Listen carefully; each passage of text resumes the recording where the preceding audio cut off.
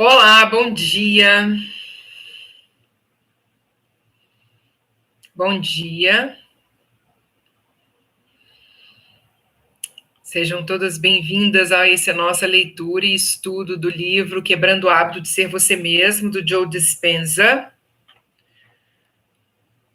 Acho que eu vou melhorar um pouquinho a iluminação aqui do quarto. Enquanto vocês vão chegando, bom dia, Ana Beatriz. Só aumentar um pouquinho essa luz aqui.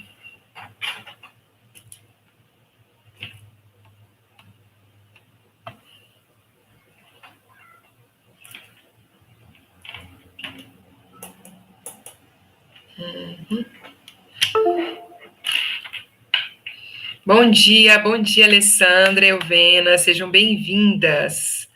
Gratidão aí pela presença de vocês. Estou só melhorando um pouquinho a iluminação aí do nosso encontro. Então, agora certinho. Gratidão, gratidão Renata, Andréia, Alessandra, Elvena, Ana Beatriz. Bom dia mais uma vez, né? Quem já participou da meditação. E vamos lá, então, para a gente continuar a leitura e o estudo do livro Quebrando o Hábito de Ser Você Mesmo. Ontem nós começamos o capítulo 3, né? Então, agora a gente vai continuar. Eu ainda não tirei a foto para poder colocar aqui para vocês, mas vou deixar depois aí as imagens dessa nossa leitura.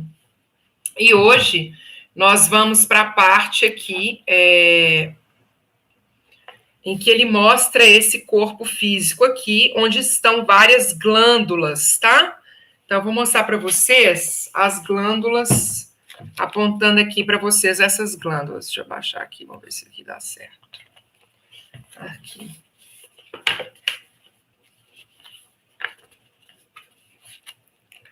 Então, ele fala assim, olha, visão geral do papel dos ligantes no cérebro do corpo, que é o que a gente vai estudar agora, tá? Então, do capítulo 3, a gente vai entrar aqui na visão geral do papel dos ligantes no cérebro e no corpo. Então, a gente tem os ligantes no cérebro, tá? Que tá aqui. Ligantes no cérebro. A gente tem neurotransmissores e neuropeptídeos. Então, neurotransmissores e neuropeptídeos aqui. E aqui são as glândulas, tá? Então, tem glândula pituitária, glândula pineal, glândula tireoide, glândula timo, glândula adrenais, glândulas digestivas e glândulas sexuais. Então, essas são as glândulas que nós temos no nosso corpo, né? Que são esses transmissores que produzem os hormônios que vão ser transmissores, né? Que fazem esse papel de ligantes do nosso corpo. Então, vamos lá. Neurotransmissores são os diversos mensageiros químicos entre os neurônios. Neuropeptídeos são transportadores químicos que sinalizam diferentes glândulas do corpo para que produzam hormônios, ok? Deixa eu acertar aqui, vamos lá. Por exemplo, quando você tem uma fantasia sexual, os 3 fatores são convocados à ação. Primeiro, quando você começa a ter uns pensamentos, seu cérebro atiça alguns neurotransmissores que ativam uma rede de neurônios, que por sua vez cria imagens em sua mente. Essas substâncias químicas, então, estimulam a liberação de neuropeptídeos específicos em sua corrente sanguínea. Quando chegadas às glândulas sexuais, esses peptídeos grudam nas células desses tecidos, ativam seu sistema hormonal e pronto, as coisas começam a acontecer. Bom dia, Vilme, bom dia, Verônica, sejam bem-vindas. Gratidão aí pela presença de vocês. Bom dia, Helena. Gratidão. Você tornou os pensamentos da fantasia tão reais em sua mente que seu corpo começa a ficar preparado para uma experiência sexual verdadeira, à frente do evento. Assim, é a poderosa correlação entre mente e corpo. E a gente pode pensar em qualquer outra situação, né? Imagina quando a gente começa a prever, a antecipar uma situação que nós vamos vivenciar e que nós temos medo dessa situação. A gente já começa a sentir o corpo produzindo tudo referente àquela situação que a gente ainda não vivenciou, né? Da mesma maneira, se você começasse a pensar em confrontar seu filho adolescente sobre o novo amassado no carro, seus neurotransmissores iniciariam o processo do pensamento em seu cérebro para produzir um nível mental específico. Seus neuropeptídeos sinalizariam quimicamente a seu corpo de forma específica e você começaria a se sentir um pouco irritado. Quando os peptídeos chegassem às glândulas adrenais, elas seriam incitadas a liberar os hormônios adrenalina e cortisol, e você então se sentiria definitivamente exaltado. Do ponto de vista químico, seu corpo estaria preparado para a batalha. Iniciei ontem a leitura do livro, estou acompanhando seus vídeos. Amei. Que bom, Verônica. Seja muito bem-vinda. Vilma, bom dia. Elaine, gratidão pela presença de vocês.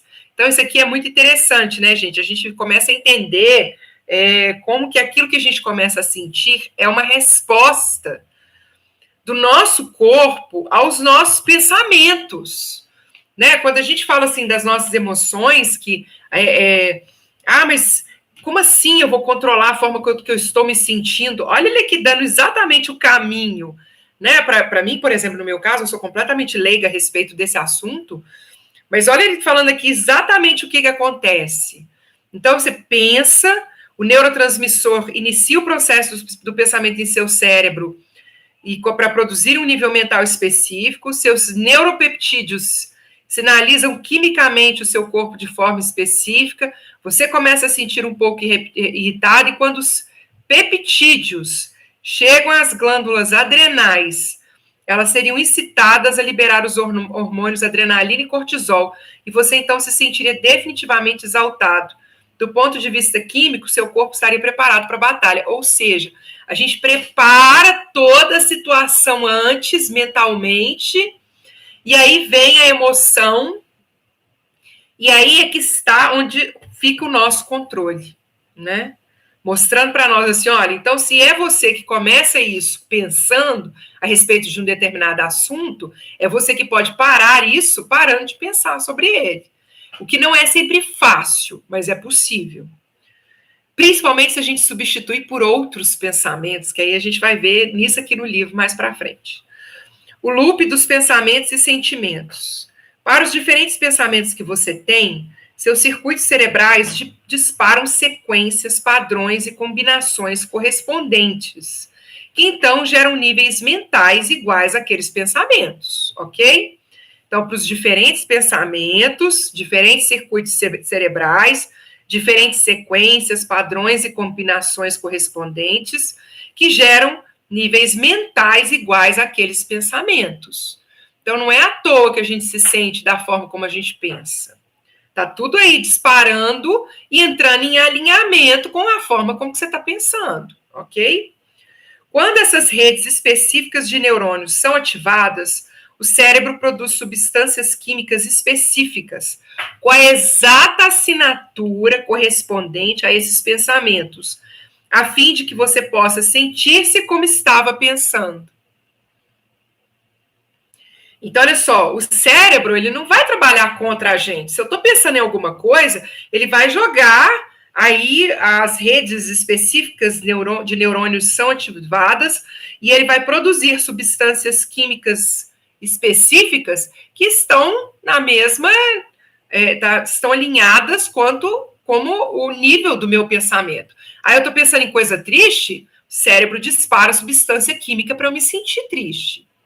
Aí eu estou pensando em coisa alegre, o cérebro dispara substâncias químicas para que eu possa me sentir alegre. Portanto, quando você tem pensamentos grandiosos, amorosos ou alegres, você produz substâncias químicas que o fazem sentir-se grandioso, amoroso ou alegre. O mesmo é válido se você tem pensamentos negativos, de temor ou impaciência. Em uma questão de segundos, você começa a se sentir negativo, ansioso ou impaciente. Existe uma sincronia entre cérebro e corpo ocorrendo a cada instante. Então, existe uma sincronia entre cérebro e corpo ocorrendo a cada instante. De fato, quando começamos a nos sentir do modo como estamos pensando, pois o cérebro está em constante comunicação com o corpo, começamos a pensar do modo como o corpo está se sentindo. Vou repetir. Quando começamos a nos sentir do modo como estamos pensando, começamos a pensar do modo como o corpo está sentindo. Retroalimenta. Eu penso, eu sinto, eu penso. A gente entra, mergulha nisso. Ah, eu tô super chateada porque eu levei um fora.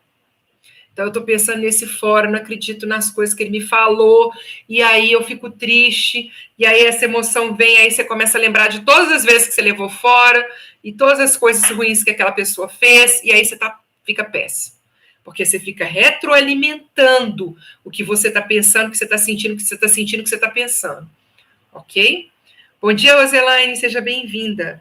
De fato, quando começamos a nos sentir do modo como estamos pensando, pois o cérebro está em constante comunicação com o corpo, começamos a pensar do modo como o corpo está sentindo. O cérebro monitora constantemente o modo como o corpo está se sentindo. O cérebro monitora constantemente como o corpo está se sentindo. Baseado na resposta química recebida, o cérebro gera mais pensamentos que produzem substâncias químicas correspondentes ao modo como o corpo está se sentindo, de modo que primeiro começamos a nos sentir de acordo com o que pensamos e a seguir pensamos conforme nos sentimos. Bom dia, Magali, seja bem-vinda. Essa foi a parte que eu marquei, que vocês viram lá, né, no livro. Porque isso aqui, gente, é essencial para a gente entender a força que os nossos pensamentos têm, para a gente, pelo menos, tomar consciência de que quando a gente faz escolhas ruins de pensamentos, o nosso corpo responde de uma determinada forma, e no final das contas a gente já nem sabe mais se eu estou pensando, eu estou sentindo, se eu estou sentindo, e aí por isso eu estou pensando. Mas o que ele está falando aqui é que começa pelos pensamentos. Então é assim, ó.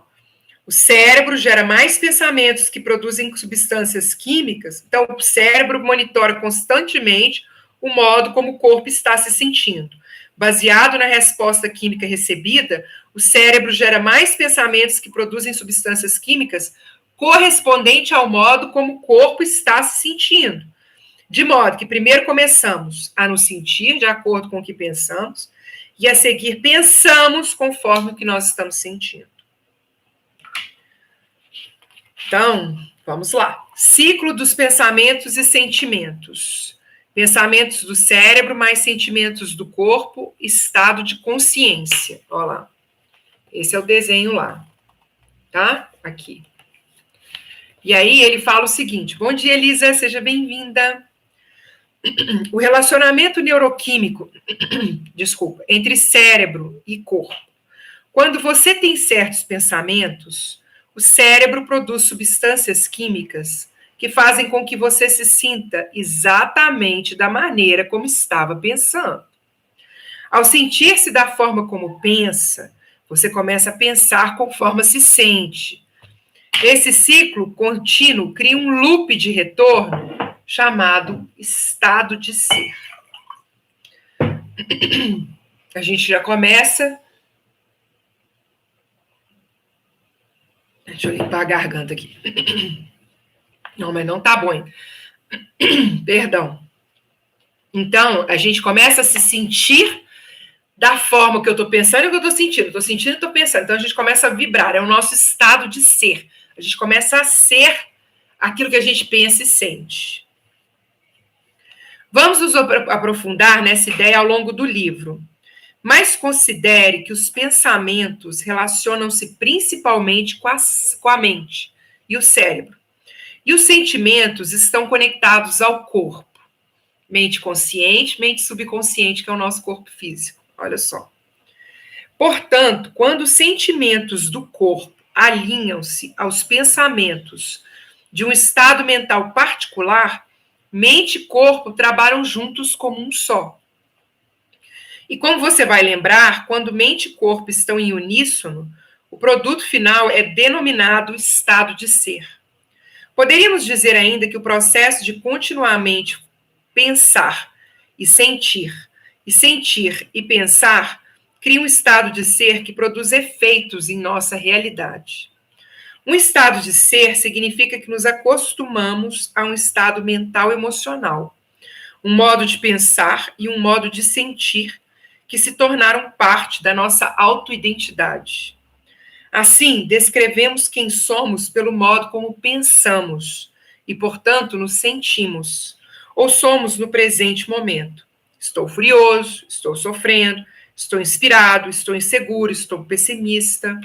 No entanto, ao se passar anos tendo certos pensamentos, e então sentindo-se do mesmo modo, e daí pensando igual a esses sentimentos, o hamster na roda, cria-se um estado de ser memorizado no qual podemos declarar enfaticamente nossa afirmação de eu sou como algo absoluto.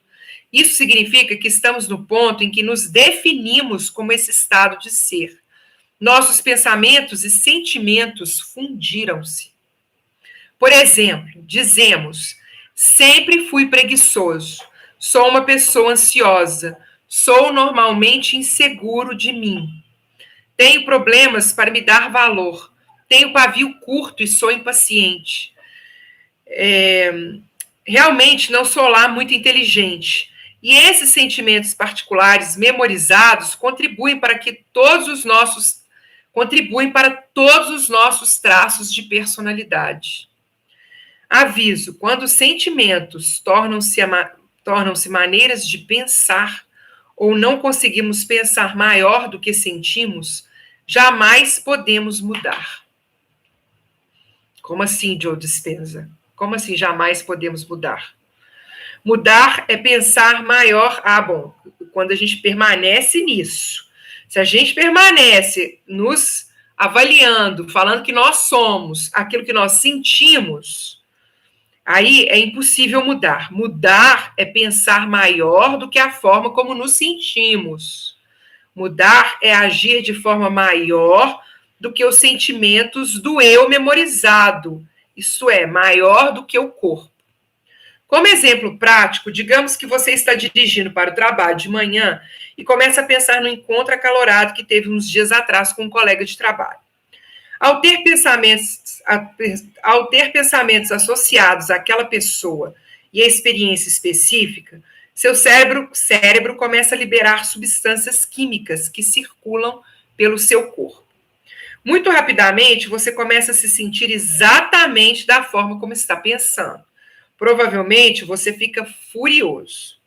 Seu corpo envia uma mensagem de volta para o cérebro, dizendo: sim, estou me sentindo realmente furioso. Claro que seu cérebro, que se comunica constantemente com o seu corpo e monitora sua organização química interna, é influenciado pela mudança súbita no modo como você se sente. Você estava bem e, de repente, começou essa palhaçada aí de ficar nervoso. Que história é essa? Como resultado, você começa a pensar de modo diferente. Então, vou responder. Então você vai ficar furioso? Então, toma aí. No momento em que você começa a se sentir do modo como pensa, começa a pensar do modo como se sente. Então, é automático. Eu estou vigiando, você estava ótimo, dirigindo, vendo o céu lindo. Fala, olha que tá bom trânsito, não sei o quê. De repente, você começa a lembrar, começa a pensar, começa a sentir e volta a pensar mais coisas. Inconscientemente, você reforça o mesmo sentimento ao ter pensamentos contínuos de raiva e frustração, que então fazem você se sentir-se ainda mais furioso e frustrado. Por que é tão difícil a gente esquecer uma pessoa? Por que é tão difícil terminar um relacionamento? E quando a gente leva um fora, por que dói e a gente fica remoendo aquilo? Porque eu lembro do que a pessoa me falou, eu volto a sentir, e aí eu volto a pensar, e aí eu fico naquele ciclo vicioso de ficar pensando a respeito, sentindo e pensando. De fato, seus sentimentos agora controlam seus pensamentos. Então, no caso de uma rejeição, de um término, de uma dor, aquilo que a gente está sentindo começa a controlar a forma como a gente está pensando. E aquilo que a gente está pensando começa a controlar, a reforçar aquilo que a gente está sentindo. Agora, seu corpo dirige sua mente. Mente subconsciente assume o controle. Criança interior assume o controle. Quando as emoções assumem o controle da nossa mente, no controle do nosso cérebro, do nosso funcionamento, para o Ho Oponopono, mente subconsciente assumiu o controle.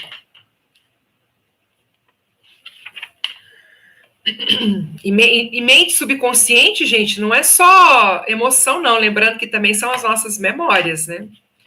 Então, isso vai assumindo o controle, vai ficando à tona cada vez mais pensamentos alinhados com essas emoções, mais pensamentos alinhados com essa vibração. E aí a gente vai reforçando essas emoções, porque o que é o ideal? O ideal é fazer um trabalho igual de Alcoólicos Anônimos, um dia de cada vez. Pensou na pessoa, corta o pensamento imediatamente. Pensou no que aconteceu, corta imediatamente. E vai um dia de cada vez, fazendo esses cortes, porque se a gente começa a pensar, vem a emoção, e aí os pensamentos agora começam a ficar retroalimentados por essa emoção. E aí não é o Ho Oponopono, aí é que a gente está falando de química cerebral, de funcionamento do cérebro. Tá vendo como é que esses conhecimentos ancestrais, eles trazem uma sabedoria incrível, né? Então, com a continuidade do ciclo, seus pensamentos raivosos produzem mais sinais químicos para o corpo, que ativam as substâncias adrenais associadas aos sentimentos de raiva. Aí você fica enraivecido e agressivo. Você sente o rosto avermelhar, o estômago dá um nó, a cabeça lateja e os músculos começam a se retesar. Quando todos esses sentimentos inflamados inundam o corpo e alteram sua fisiologia, o coquetel químico dispara um conjunto de circuitos no cérebro, fazendo com que você pense igual às emoções. Agora, na privacidade de sua mente, você está xingando seu colega de 10 jeitos diferentes. Indignado, evoca uma ladainha de eventos passados que vai ali dar uma incomodação atual. Dá tratos à bola numa carta, relatando todas as reclamações que sempre quis apresentar. Em sua mente, você escreve essa carta. Você já encaminhou a carta ao seu chefe antes mesmo de chegar ao trabalho. Sai do carro aturdido, enlouquecido, com vontade de matar. Está aí o modelo ambulante de uma pessoa furiosa. E tudo começou com um único pensamento. Nesse momento, parece impossível pensar maior do que a forma como você se sente. E por isso é tão difícil mudar. Gente, olha só, podia terminar esse encontro de hoje com isso aqui, para vocês entenderem a importância disso. Tudo começou com um único pensamento. E nesse momento parece impossível pensar maior do que a forma como você se sente. E por isso é tão difícil mudar. Por que é tão difícil não pensar no medo, na situação que a gente está vivenciando agora? Porque o tempo todo a gente está alimentando os nossos pensamentos com as notícias, com as informações, com casos, com situações que nós estamos vivenciando. E a gente fica pensando nisso e o nosso corpo responde através das emoções e aí nossas emoções, elas assumem o controle e a gente precisa ser maior do que a forma como a gente se sente para poder conseguir mudar. O resultado dessa comunicação cíclica entre seu cérebro e seu corpo é que você tende a reagir de forma previsível nesse tipo de situação.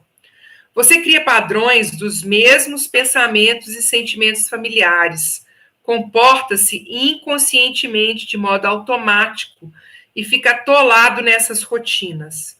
É assim que o você químico funciona. Sua mente controla seu corpo ou seu corpo controla sua mente? Afinal, quem controla quem? Então, a gente vai entrar aqui agora nessa parte. Olá, Luciana, Maria Rodrigues, sejam bem-vindas. Já usa as ferramentas, né, Andréia, para poder limpar é isso aí, os pensamentos. Vamos lá. Por que é tão difícil mudar? Imagine que sua mãe adorava sofrer e, mediante longa observação, você inconscientemente viu que esse padrão de comportamento permitia que ela conseguisse o que queria da vida. Vamos dizer também que você teve algumas experiências dolorosas na vida que criaram um bocado de sofrimento para você. Essas memórias ainda desencadeiam uma reação emocional centrada em uma pessoa específica, em um local particular, em determinado período de sua vida. Você pensou bastante no passado e essas memórias, de algum modo, são tão fáceis de recordar, até mesmo são automáticas. É tão fácil lembrar do meu sofrimento, de tudo que fizeram comigo. Isso vem facilmente. Agora imagine que por mais de 20 anos você praticou pensar e sentir, sentir e pensar em termos de sofrimento. Por mais de 20, 30, 35 anos. Então imagine que você está nesse hábito, desse loop. Na realidade, você não precisa mais pensar no evento passado para criar o sentimento. Parece que você não consegue pensar ou agir de nenhuma outra forma a não ser aquela como sempre sentiu. Você memorizou o sofrimento por seus pensamentos e sentimentos recorrentes, aqueles relacionados ao incidente, à situação na sua família, o que for, bem como a outros acontecimentos em sua vida.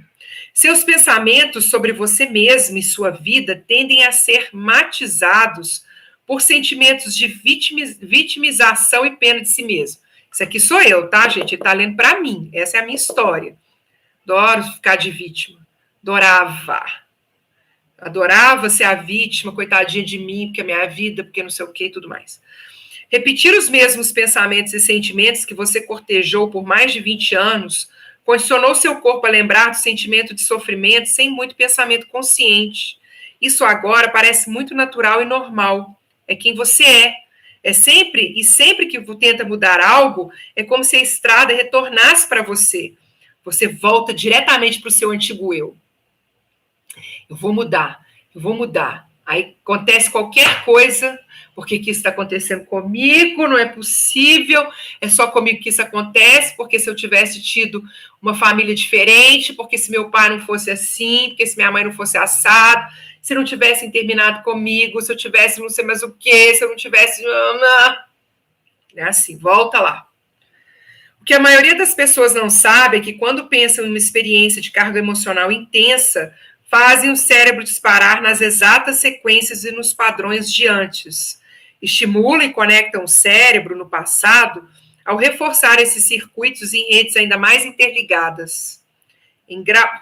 Também duplicam as mesmas substâncias químicas no cérebro e no corpo em graus variáveis, como se estivessem vivenciando de novo o evento naquele momento. Já passou, tem 20 anos, mas a gente continua sofrendo como se fosse hoje. Mas mesmo aquilo que já aconteceu 1 ano, 6 meses atrás, quando a gente relembra, a gente se sente como se fosse agora.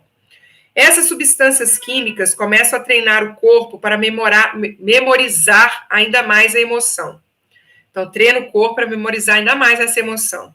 Tanto os resultados químicos de pensar e sentir, sentir e pensar, quanto os disparos e conexões dos neurônios condicionam mente e corpo em um conjunto definido de programas automáticos. Você já nem está percebendo que você está fazendo isso mais.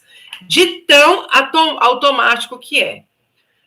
Nossa, aconteceu isso, não é possível, o trem dá sempre errado, minha vida, não sei o quê. É automático, você nem percebe. Somos capazes de reviver um evento passado várias vezes, talvez milhares de vezes em uma existência. É a repetição inconsciente que treina o corpo para lembrar daquele estado emocional, igual ou melhor do que a mente consciente. Quando o corpo lembra melhor que a mente consciente, ou seja, quando o corpo é a mente, isso é chamado de hábito. Então, a Alessandra está lá, eu também adorava o papel de vítima, aprendi na dor. Pois é. Não serve mais isso para nós, né? A gente quer algo diferente. Os psicólogos dizem que quando estamos na metade dos 30 anos, nossa identidade ou personalidade está totalmente formada. Isso significa que aqueles de nós com mais de 35 anos memorizou um conjunto seleto de comportamentos, atitudes, crenças, reações emocionais, hábitos, habilidades, memórias associativas, respostas condicionadas e percepções que agora estão programadas subconscientemente dentro de nós. Esses programas nos governam, pois o corpo se tornou a mente. Isso significa que teremos os mesmos pensamentos, os mesmos sentimentos, reagiremos da mesma maneira, acreditaremos nos mesmos dogmas e perceberemos a realidade do mesmo jeito. Cerca de 95% de quem somos na meia-idade é uma série de programas subconscientes que se tornaram automáticos. Dirigir o carro, escovar os dentes, comer demais quando está estressado, preocupar-se com o futuro, julgar os amigos, reclamar da vida, culpar os pais, não acreditar em si e insistir em ser cronicamente infeliz, para citar apenas alguns. Ok? Tá claro aqui, gente? Então, eu vou fechar, para a gente poder fechar só essa parte aqui e continuar amanhã, às 9h30, com a leitura. Muitas vezes, apenas parecemos despertos. Uma vez que o corpo se torna a mente subconsciente, é fácil ver que nas situações em que o corpo se torna a mente consciente não tem mais muito a ver com o nosso comportamento. No instante em que temos um pensamento, sentimento ou reação, o corpo atua no piloto automático, prosseguimos de modo inconsciente. Considere, por exemplo, uma mãe dirigindo uma minivan para largar os filhos na escola. Como ela consegue trafegar, beber café, acabar com discussões, trocar a marcha e ajudar o filho a suar o nariz? Tudo ao mesmo tempo. De um jeito muito parecido com um programa de computador. Essas ações, elas se tornaram funções automáticas que podem rodar muito fluida e rapidamente. O corpo da mãe faz tudo habilmente porque memorizou como executar todas essas tarefas e muita repetição. Ela não tem mais qualquer pensamento consciente sobre como fazer, são tarefas habituais. Então, isso é uma outra coisa, tá? Aqui no livro O Poder do Hábito, ele explica que o cérebro vai fazer de tudo para gastar o menor índice, menor nível de energia possível, para que ele possa ser ativado e estar preparado para situações de emergência. Porque nós somos condicionados, como seres da caverna que nós já fomos, em que nós convivíamos com os animais selvagens do lado de fora, né, e que a gente tinha o risco de morrer o tempo todo, de sermos atacados por animais, por ataques de tribos inimigas, etc., nosso cérebro, ele se condicionou a estar sempre preparado para atacar, para fugir ou para fingir de morto. A gente tem essas 3 formas de defesa. E ele precisa dessa energia para poder agir. Então, tudo que a gente já faz com muita habilidade, o cérebro usa o mínimo de pensamento possível, o mínimo de energia possível. Tanto é que a gente, às vezes, faz coisas que a gente não percebe que está fazendo. Porque, como, por exemplo, dirigir, que a gente já falou antes, que ele já citou esse exemplo, que, de repente, a gente chega e a gente nem viu que a gente chegou. Ou, por exemplo, não sei se vocês já passaram por isso, a gente faz um caminho é um caminho tão comum, o caminho que a gente faz, que quando a gente tem que ir para um outro lugar, às vezes a gente pega o mesmo caminho que a gente pegava antes, porque a gente está tão habituado com ele, que na hora que tem que mudar, o cérebro tem que pensar, eu tenho que pensar que eu tenho que pegar um caminho diferente, mas como eu dirijo e já vou no automático, eu entro no automático e pego um caminho errado, ok? Então é isso que ele está falando aqui, olha. O corpo, ele atua no piloto automático. Eu dirijo pelo caminho errado no piloto automático. E aí ele fala isso, né? Então eu preciso de menos energia, eu nem estou pensando direito. Nem estou pensando, estou fazendo sem pensar. Ok? Essa leitura fala diretamente a cada um de nós. Me vejo em muitas dessas situações, vivendo e aprendendo. Gratidão, Kiara. Esclarecedor, tá claro, que bom. Leitura ótima, um choque de realidade. Sacudida, dá uma sacudida, vocês vão ver que vai vir mais ainda. Então, vamos lá. Então, pense nisso. 5% da mente é consciente, lutando contra os 95% que rodam programas automáticos subconscientes. Olha como é que a nossa criança interior, ela está praticamente controlando a nossa vida. Praticamente é isso. Mente subconsciente é o nosso corpo físico. São as nossas memórias, os nossos registros energéticos, aquilo que a gente transforma em hábito na nossa vida que acaba nos controlando. De fato, quando o corpo memorizou um pensamento, ação ou sentimento, a ponto de o corpo ser a mente, quando mente e corpo são um, estamos em um estado de ser a memória de nós mesmos. Nós somos a memória de quem nós somos, a memória de nós mesmos. E se 95% do que somos aos 35 anos é um conjunto de programas involuntários, comportamentos memorizados e reações emocionais habituais, por conseguinte, estamos inconscientes em 95% de nossos dias. Apenas parecemos despertos. Nós não estamos despertos. Só um minuto. Apenas parecemos despertos. Perdão pela interrupção aí.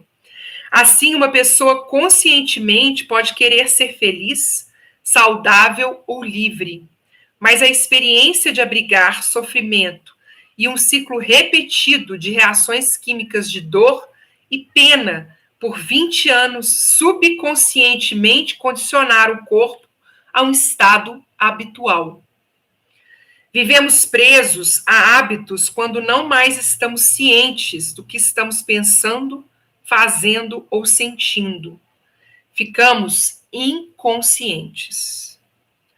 O maior hábito que devemos quebrar é o hábito de sermos nós mesmos. Ok? Então, assim, olha, parece que estamos despertos, mas 95% do nosso tempo nós estamos permitindo que a mente subconsciente, os nossos hábitos, atuem sobre nós. Então, o exercício é, vamos quebrar o hábito, vamos quebrar essas memórias de nós sermos quem nós já fomos e que não serviu para nós, que nos trouxe numa realidade que nós não queremos mais para nós, para que a gente possa criar uma nova realidade. Ok?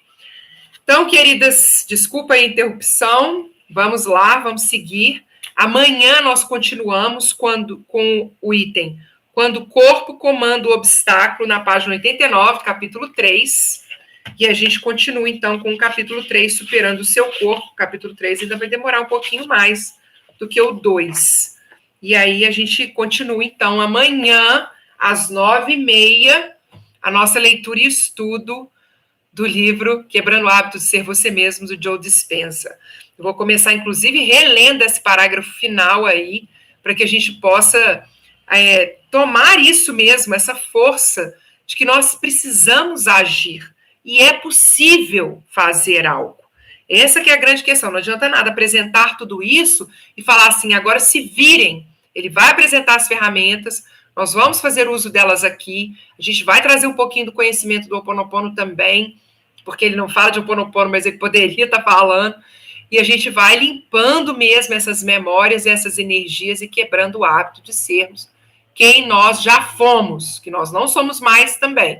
No momento que a gente já começa essa jornada, a mudança já começa a acontecer. Vamos confiar nesse processo, ok?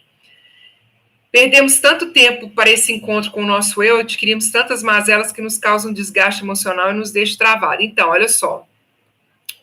Gratidão, Roselaine, Andréia, gratidão. Então, não vamos pensar no tempo que nós já perdemos, ok? A gente sabe que a gente poderia ser, poderíamos ter sido pessoas diferentes caso a gente soubesse de coisas diferentes, mas ninguém está aqui e ninguém passa pelo que passou à toa.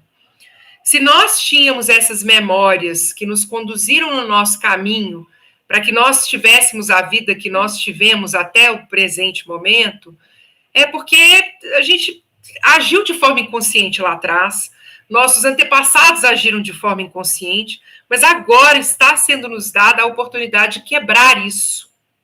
Nós temos a escolha de fazer essa quebra hoje.